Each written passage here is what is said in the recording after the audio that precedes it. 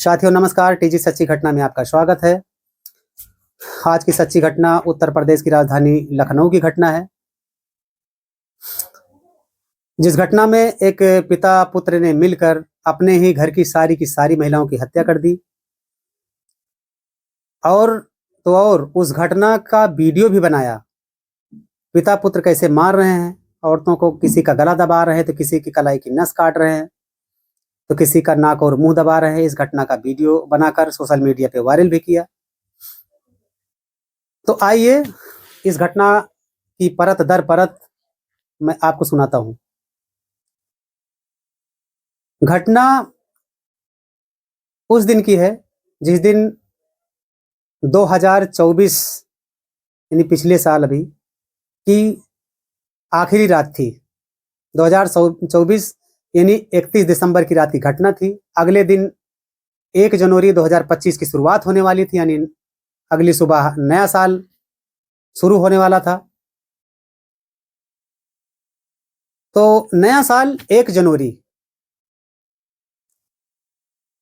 Railway Charbagh station के सामने एक होटल होता है सरनजीत, जो नाका इलाके में पड़ता है। रेलवे स्टेशन के जो सामने का एरिया है उसको नाका बोलते हैं। वहां पे बहुत सारे होटल हैं। उन्हीं होटलों में से एक होटल का नाम है सरनजीत, और उस Saranjit hotel room number 109 room number से निकलकर एक व्यक्ति जिसका नाम अरशद होता है, वह निकलकर पास की चौकी में जाता है। सुबह लगभग 6-7 का टाइम रहा होगा। जाता है, फिर पुलिस वालों को जानकारी देता है कि सरनजीत होटल में रूम नंबर 109 में 5 लाशें पड़ी हैं, जो मेरी घर की सारी महिलाओं की लाशें हैं, जिनको मैंने और मेरे बाप ने मिलकर मार डाला है। इतना बताते ही पुलिस वाले हक्के बक्के रह गए कि ये व्यक्ति क्या कह रहा है। तो पुलिस वाले दौड़कर जाते हैं। इतनी सुबह 6-7 बजे के आसपास बहुत सारे पुलिस वाले दौड़कर जाते हैं। तो आसपास के और भी जितने सारे होटल हैं उनके कर्मचारी भी देखकर दंग रह जाते हैं कि इतनी भारी मात्रा में इतनी सुबह सुबह पुलिस, वो भी नया साल पे, क्यों आई है। तो सभी को ये शंका तो हो ही गई थी, कुछ ना कुछ तो हुआ है। तो पुलिस वाले जाकर जब रूम नंबर 109 को खुलवाते हैं तो सामने सच में 5 लाशें पड़ी थी। इसका मतलब वो व्यक्ति सही दावा कर रहा था। तो पुलिस वालों ने पूछा कि इतनी बड़ी वारदात करने में आप अकेले थे कि और कोई था। तो अरशद ने बताया कि मैंने बताया कि हम 2 ही लोग थे, मैं और मेरे पिताजी, जिनका नाम बदर उर्फ बदरुद्दीन है, और अरशद यानी जो पुत्र का नाम होता है, पिता पुत्र जो अरशद होता है, वो बताता है कि साहब, यह वारदात करने के बाद, अपने घर की महिलाओं को मार डालने के बाद, हम पिता पुत्र खुद भी मर जाना चाहते थे, आत्महत्या कर लेना चाहते थे। लेकिन इन महिलाओं को मार डालने के बाद हम पिता और पुत्र इतनी हिम्मत नहीं जुटा पाए कि हम दोनों अपनी आत्महत्या कर लें।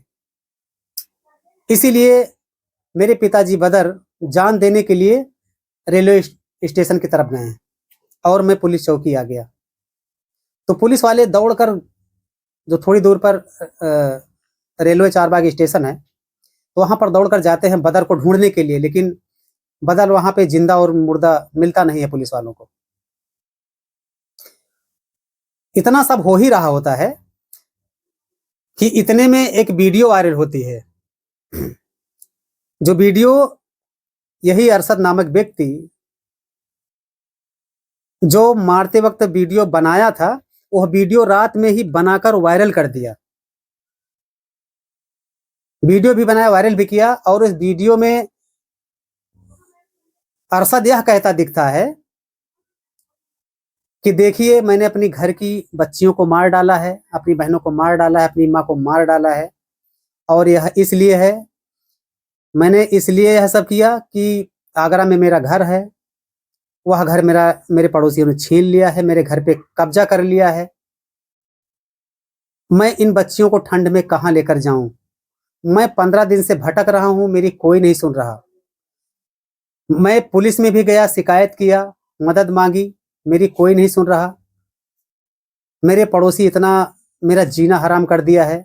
वो मुसलमान है, मैं भी मुसलमान हूं, लेकिन फिर भी मुझे मुझे इतना परेशान कर दिया कि मुझे ये सब करना पड़ रहा है। और योगी जी से गुहार लगाता है, योगी जी, इन मुसलमानों के साथ जो आप कर रहे हो, अच्छा कर रहे हो, इनके साथ यही होना चाहिए। ये मुसलमान हैं, नकली नोटों का धंधा करते हैं, लड़कियां सप्लाई करते हैं। योगी जी, इस वीडियो आपको मिलने के बाद शायद मैं भी जिंदा ना रहूं। मेरे मरने के बाद यह वीडियो आपको मिले तो मेरे जिंदा ना रहने पे जो मुझे न्याय नहीं मिल पाया, योगी जी मेरे मरने के बाद न्याय कर दीजिएगा। उस वीडियो में यह व्यक्ति दावा कर रहा होता है जिसका नाम अरशद होता है, और यह शंका व्यक्त करता है कि मेरे जो पड़ोसी हैं, जो मेरे घर पे कब्जा किए हैं, वह सारे लोग मिलकर मुझे और मेरे पिताजी, मेरे अब्बू जी को किसी फर्जी मामले में जेल में भिजवा देंगे और इन बच्चियों से गंदा काम कराएंगे, गलत काम करवाएंगे। इसीलिए मैं इन बच्चियों की मैंने इज्जत बचाने के लिए इनको मार डाला है। इनकी इज्जत बचाई है मैंने। ये बेचारी बहुत तड़पी हैं। तो पुलिस के आला अधिकारी भी सक्रिय हो गए, क्योंकि बड़ी घटना थी। यह सब वायरल होते ही, सोशल मीडिया का जमाना है, चारों तरफ बात फैल जाती है। और आनन फानन में लखनऊ पुलिस इस व्यक्ति के बताए हुए स्थान आगरा के रहने वाले होते हैं, ये बताता है कि मैं आगरा के ट्रांस यमुना टेढ़ी बगिया के इस्लाम नगर का रहने वाला हूँ। वहीं पे मेरा घर है, जो मेरा घर कब्जा कर लिया गया है मेरे विपक्षियों द्वारा, मेरे दुश्मनों द्वारा। जब वहां पुलिस सक्रिय हो जाती है, मीडिया और आगरा की पुलिस, लखनऊ की पुलिस मिलकर वहां जांच करती है, और मीडिया में यह बात पता लगाई जाती है कि यह जो व्यक्ति दावा कर रहा है कि मैंने यह वारदात किस लिए की, इसमें कितनी सच्चाई है। तो जो सच्चाई निकल कर सामने आती है, या कुछ यूं होती है कि जो पड़ोसी होते हैं, जो वहां के रहने वाले होते हैं, वो बताते हैं कि जो यह व्यक्ति दावा कर रहा है कि मेरे घर पे कब्जा कर लिया गया है, बिल्कुल ही निराधार है, बिल्कुल यह फर्जी बात है। इनके घर को किसी ने कब्जा नहीं किया है। ये पिता पुत्र जो है, ये बहुत झगड़ालू किस्म के आदमी हैं। ये छोटी छोटी बात पर पड़ोसियों से लड़ जाया करते हैं, और अपने घर में तो रोज लड़ाइयाँ मारपीट करते रहते हैं।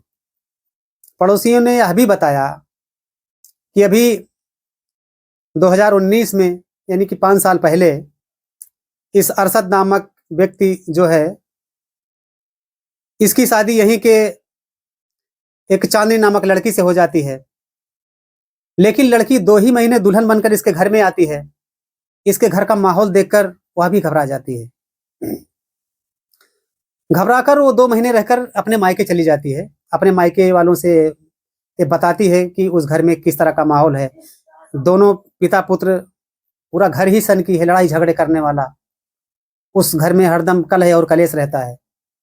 फिर वो वापस मायके से वापस कभी नहीं आती इसके घर। तो अभी मायके चली गई, तब से नहीं आई। और पड़ोसियों ने यह भी जानकारी दी, और यह भी जो जांच में निकल कर सामने आया,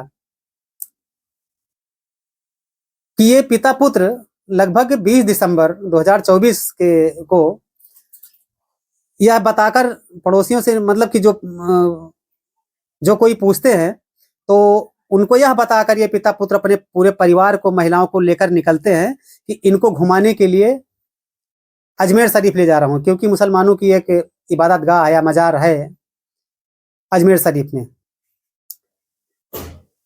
तो जा रहे होते हैं तो सब पूछते हैं कि भाई कहाँ जा रहे हो, तो बोलते हैं कि अजमेर शरीफ इनको सबको घुमाने के लिए ले जा रहे हैं, और जल्दी ही आ जाएंगे। तो ले जाकर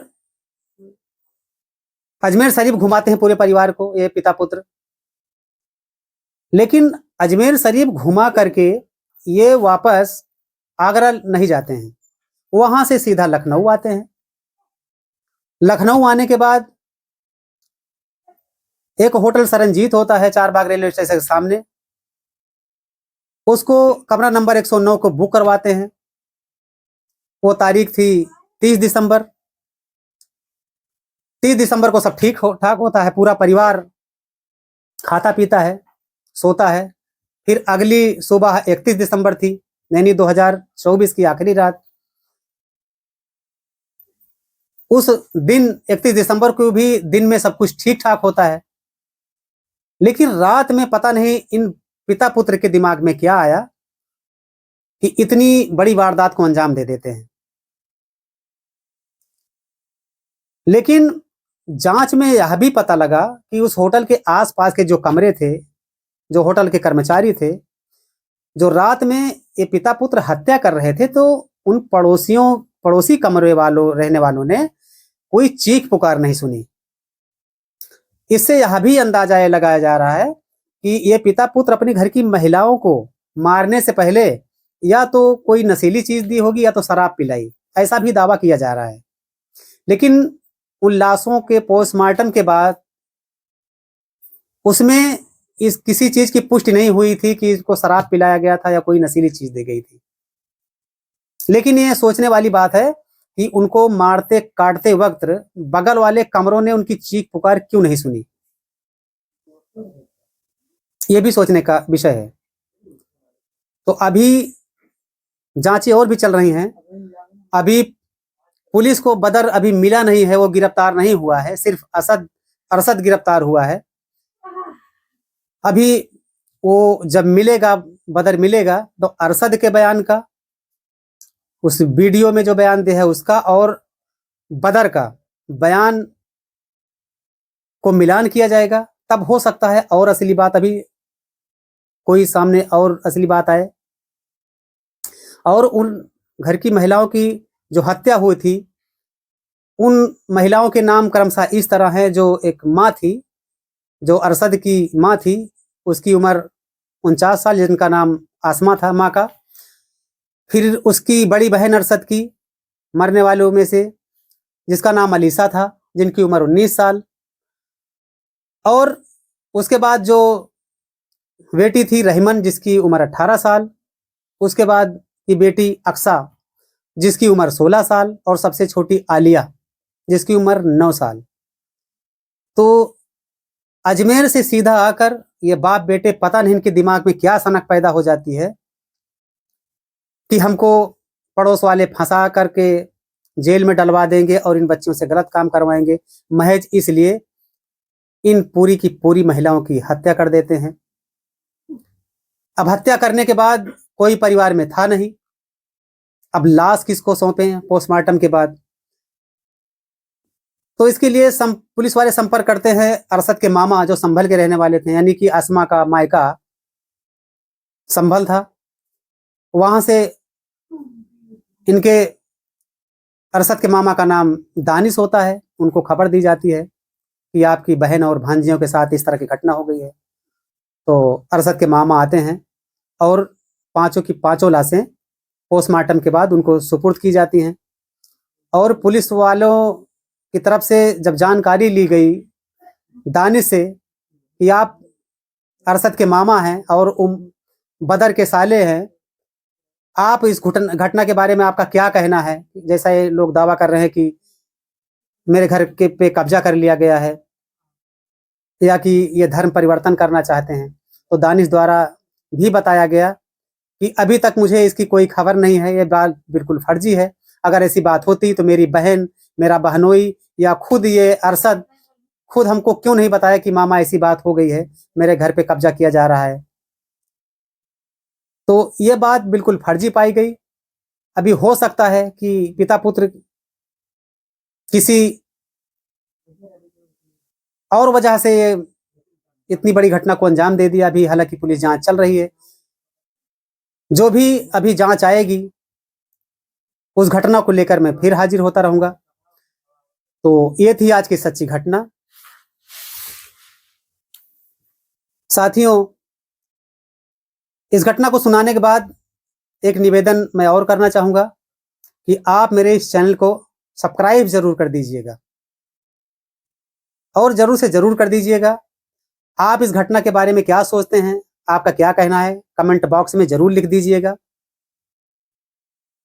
और सब्सक्राइब करके बेल आइकन का बटन दबा दीजिएगा ऑल पे, जिससे कि मैं कोई नई वीडियो जैसे ही डालूंगा वो आपको तुरंत आपके मोबाइल पर चली जाएगी।